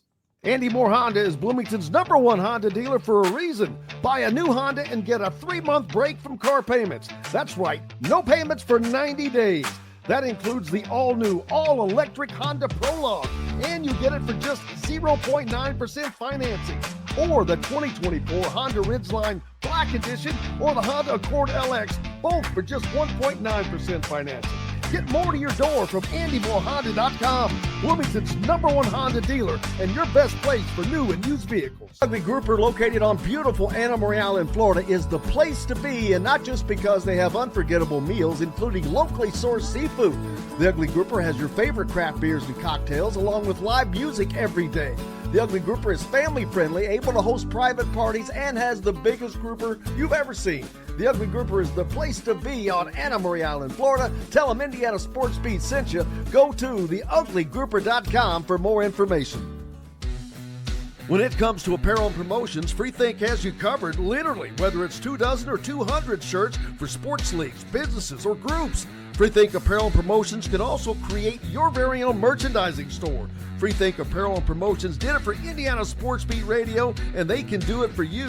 Whether it's screen printing, embroidery, digital printing, promotional products, vehicle wraps, or anything else under the promotional line. See what Freethink Apparel and Promotions can do for you at freethinkapparel.com.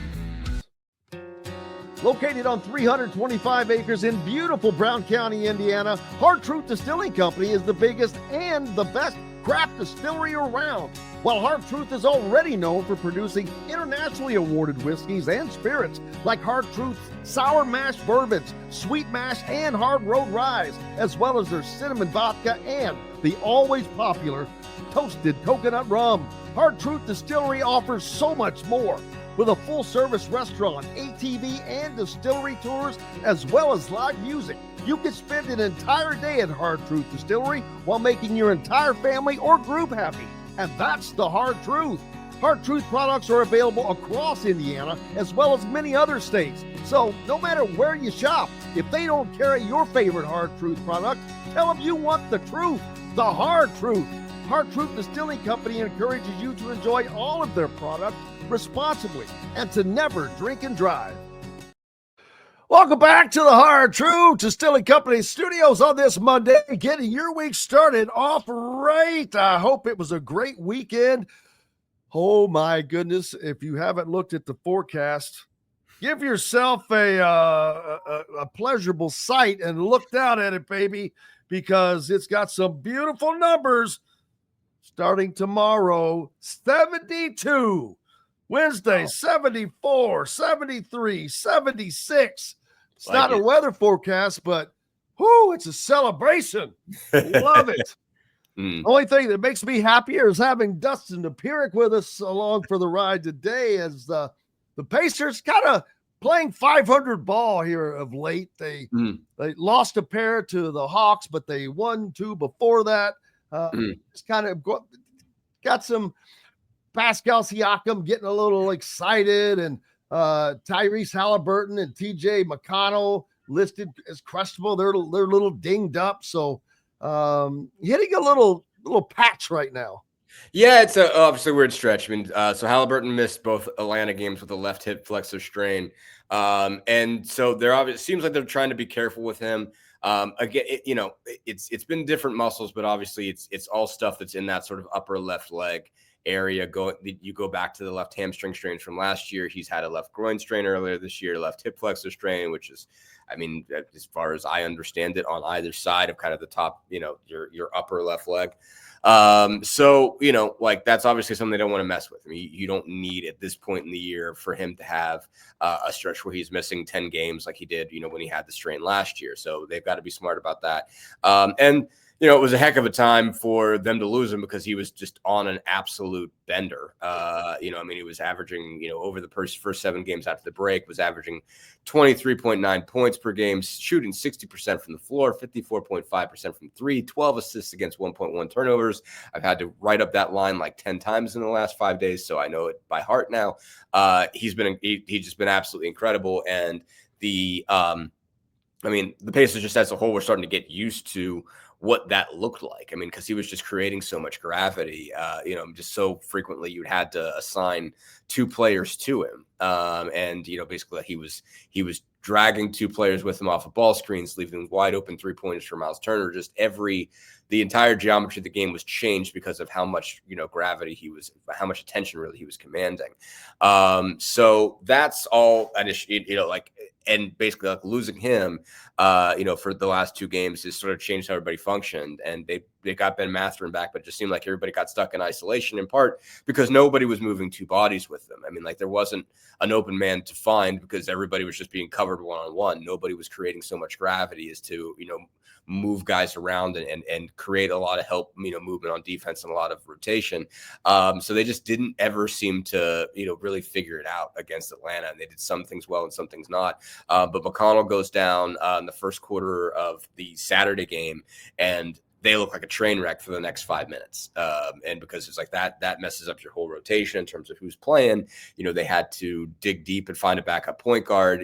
Threw moved Ben Shepherd over from the wing there, brought back, they had Quentin Jackson, available basically as a 2-way contract guy that sometimes is in uniform, sometimes isn't, just happened to be in this case, and they relied on him. And they got a lot of good energy out of him, but still, that's obviously not optimal when you're asking one of your 2-way guys to be your backup point guard. So they rallied back, got back into it. Part of the reason Siakam was mad because he had just dunked with 1.5 seconds to go and they were down by 3, and sort of looked around and realized I have made a big mistake here. But I think there were other opportunity situations where he thought he should have got some calls and maybe even should have got a call on that play. But just they were obviously thrown for a loop by that, and we'll see how much longer that goes. Basically, again, Halliburton and McConnell are both questionable for tonight in Chicago, and I'll be heading up there shortly. But not sure how that's going to go. If they're without 2 point guards, obviously that changes the way things function. They're going up against a Chicago team that seems to want to play its way out of the play-in game and get itself a better lottery pick. They're definitely in 10th right now, but it takes some work. You got to be pretty bad to avoid the 10 seed if you're trying to not get it in the East right now. But there still is some talent on that team, and the Pacers can go up there and blow it if they don't if they don't figure out kind of a method by which to win with the group that they have. Yeah, they can't start losing spots because they've worked too hard to get themselves up into that upper line of the conference. Yeah. And what that means for when tournament time comes around, because it matters. You definitely want to play at home and have the home court advantage as much as you can, because that will end at some point if you can continue to go on. But that's what they're fighting for right now, just to hold the ground. It's like a old army war. We got to hold this hill. They've got to hold this hill. Mm-hmm. Yeah, no, I mean they're in a place where they have some cushion between above the play-in round. I mean they've got a 6-game lead on the Hawks, but they're in this 4-5-6 battle with the Bucks and the Pistons. They're a half game back of the Bucks, but they're only a half game up on the Pistons. So you'd like to avoid, you're not looking at an easy situation either way, regardless of how that shakes out, that top 6, anybody in that top 6 you're playing is going to be pretty difficult. But, if you fall all the way down to 6 or the Pistons jump them, then they're looking at a first round series against the Knicks. And that's not necessarily optimal. I mean, you presume by then Jalen Brunson will be okay. Obviously had a scary moment against the Lakers on Saturday night where he got dinged up there. But, or not Saturday night, that was Friday night. Bottom line, you want to avoid that. And so you want to avoid having to deal with, you don't want to play there. You'd rather, if you're going to be playing the Bucks in that 4-5, you'd rather be playing that at home. If Detroit and the Pacers somehow manage to both jump the Bucks, obviously you'd rather not be playing at Detroit 4 out of 7, because those guys are going to be pretty lit up for that, because it's been a while since Detroit got in. And so, Detroit's going to be a tough place to play first couple of home games, basically, because again, it's been 5 years since they've been in. That's like when Detroit goes a while without winning, they build up, some animosity, and they're ready to get at you. So, I mean, they're going to be whoever draws Detroit in the first round is going to have something tough to deal with. And so I think you'd rather not. But, I mean, either way, I mean, like what side of there's also what side of the bracket do you want to be on? Do you want to be on Cleveland's side? Do you want to be on Boston's side? Either way, you're looking at a tough squad in the semifinals if you manage to get that far. So you don't want to fall too far. Obviously, they don't want to put themselves in a position where they're free falling and worried about the 7. Don't want to mess with that one bit, but you want to be it's very nip and tuck. I mean, right now it's Bucks are 36-27, Pacers are 35-27, Pistons are 36-29. You're looking, you're splitting hairs right there. There's not a lot of games you can afford to give up. And both of those teams, Bucks and the Pistons, are playing pretty well. Pacers were fortunate that the Bucks lost last night. The Pacers got 2 against Milwaukee coming up. They got a home one on Tuesday and then a road one on Saturday. And so, to get the just to make it even, basically to even out that season series, they got to win both of those. Yeah, and then to finish the season strong, but they've got to get healthy, which I'm sure that they're not the only team like that right now, even though they just got out of the All-Star break. But at least this is the short porch.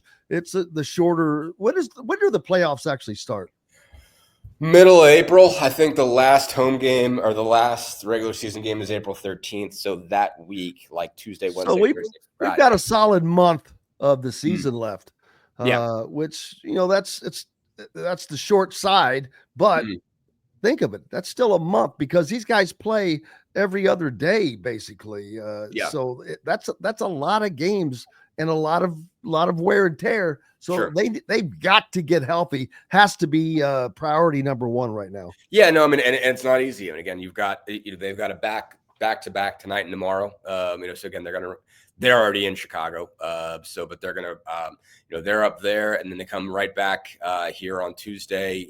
Play Milwaukee. They get a couple days off or a couple days of no games in between. But then they go Friday, Saturday back to back. Philly and Milwaukee. They go to Minnesota. For they get a day in between, but then they get Minnesota, I think, on Monday. Following that, I got to look back at my schedule here and see I think they get home for a while. They get to stick around at home after that for a bit. So they've got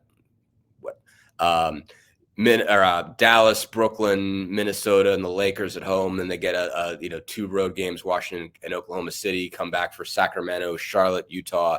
Go on the road for Denver. But yeah, it's basically it gets pretty tight. They're going to have some back-to-backs. I think they've got several back-to-backs in there, and they rarely get more than one day off in between games for the rest of the stretch. So it's going to be tight, and they got a lot to pack in here, and not a lot of space in between, and so it's not easy. It's not an easy time to get healthy. And so in some cases, if you really want to get a guy healthy, you've got to sit him out a couple games. And so that's a risk. And you have to decide when you're willing to do that, what games you can let him walk for. But you've got to find a way to win some games shorthanded. Everybody is doing it. Everybody's playing some games. LeBron James is going to be out a couple weeks for the Lakers. If they want to sit there in that 2-3 seed area, they've got to win without him. Basically they've got to let Luka carry them. Obviously the Knicks are going to play a couple games without Jalen Brunson. They've got to manage to hang and not lose any altitude with him missing some time. I know Drew, basically the Celtics have been missing Drew Holiday, and so they've been having to hang in there without him. So there's a lot of teams, obviously, at this time of the year that kind of have to pick and choose and say, okay, well, when do you want to get this guy a break? Because, otherwise you'd run the risk of something much more serious that takes much more time. But you got to find a way, while you're sitting those guys out to win games with a shorthanded team. Absolutely. What is up next for you? I know the Pacers are they at home tonight? They're in Chicago tonight. They're in Chicago tonight, back home tomorrow. Yep. So I just got back in from Atlanta and got to. And boy, are my arms tired. Exactly. It's a heck of a flight from there. No, I will, pack up here and hit the road around noon and get back up to Chicago, come back back here to Indy tomorrow for a big Bucks game. So I would say, if you're like this, it's a big one to see. They're going to be on national TV, TNT game. I think I presume for that, I would doubt that Tyrese Halliburton is going to skip it if he has any ability to play. I think you'll see him back in this one, but that's an important game. One of the most important down the stretch, I would say. Again, this is for playoff positioning. This might be the most important individual game the rest of the regular season. Looking forward to it. Make sure you're giving Dustin a follow, keeping up with all things the Pacers are doing and much more, because he is a savant. Yeah. It just comes to everything. I don't know about that. But appreciate you, brother, as always. Appreciate Go you, ahead. Jim. Absolutely. Hey, we've got more coming up here on Indiana Sports Beat Radio. We're back with it right after this break. Located on 325 acres in beautiful Brown County, Indiana, Hard Truth Distilling Company is the biggest and the best craft distillery around. While Hard Truth is already known for producing internationally awarded whiskeys and spirits like Hard Truth's sour mash bourbons, sweet mash, and hard road ryes, as well as their cinnamon vodka and the always popular toasted coconut rum. Hard Truth Distillery offers so much more. With a full-service restaurant, ATV, and distillery tours, as well as live music, you can spend an entire day at Hard Truth Distillery while making your entire family or group happy. And that's the Hard Truth. Hard Truth products are available across Indiana, as well as many other states. So no matter where you shop, if they don't carry your favorite Hard Truth product, tell them you want the truth, the Hard Truth. Hard Truth Distilling Company encourages you to enjoy all of their products responsibly and to never drink and drive. If you're looking for a new home in the Indianapolis area, you need Cheryl Sizemore from Brick and Ivy Realty. Cheryl Sizemore has over 2 decades of experience, and that could be the difference in getting the home you want in today's tough housing market. Reach out to Cheryl at CherylSizemoreSells@gmail.com or 317-701-0838. That's 317-701-0838. Let Cheryl Sizemore sell or find your new home today. Whether it's a night out with the family, after work with colleagues, or catching the game with friends, Bubba's 33 is the place for you. Bubba's 33 offers a mouthwatering menu of selections that are all made from scratch every day. The portions are big, but the prices are small. And with over 50 big screen TVs, you'll never miss the big game. Bubba's 33, pizza, burgers, beer. Andy Moore Honda is Bloomington's #1 Honda dealer for a reason. Buy a new Honda and get a 3-month break from car payments. That's right, no payments for 90 days. That includes the all-new, all-electric Honda Prologue. And you get it for just 0.9% financing. Or the 2024 Honda Ridgeline Black Edition or the Honda Accord LX, both for just 1.9% financing. Get more to your door from AndyMooreHonda.com, Bloomington's #1 Honda dealer and your best place for new and used vehicles. Hey, welcome back to the Hard Truth Distilling Company studios on this Monday. Getting your week started off right. I hope it's been a good start for you. The weather is going to be spectacular. I hope everyone's able to get out and enjoy some of this because it's going to be awesome. And on top of that, we've got tournaments galore. It's like Christmas in Indiana for a month. It is that time. Make sure you're getting out and enjoying some of these great high school games, people. For all of you that are in the state of Indiana, these great gyms, great venues, great teams, great games. That's the one thing, that tournament never disappoints. And you're supporting high school athletics, which is always a great thing. We've got the Big Ten tournament going on in Indianapolis. We'll be up there reporting from there for you, as well as covering all of that, as Indiana looks to have, I think, and I'm very, I don't go off the limb, but I think that they're in the tournament, even if they lose their first game. I had doubts about that for a while, but since they are the lower seed or the higher seed than playing Oregon, I don't think it would knock them out. That's my opinion. They're not expected to win. So I think that the reason maybe Lunardi has them where they are is because anticipating a potential loss, which that would move them down, maybe move them down one spot, but not off of the last 4 buys line, which is extraordinarily important, because if you go down one more slot, now you're playing in Dayton, which as of right now, Ohio State, San Diego State, Oklahoma, and Xavier are occupying those slots. So we'll see how it works out. As of right now, Ohio State would play Oklahoma, according to Lunardi. Quinnipiac with Southern, San Diego State versus Xavier, and SIU Edwardsville American. So we'll see how it swings out, but we've got more to get to. We'll be back tomorrow.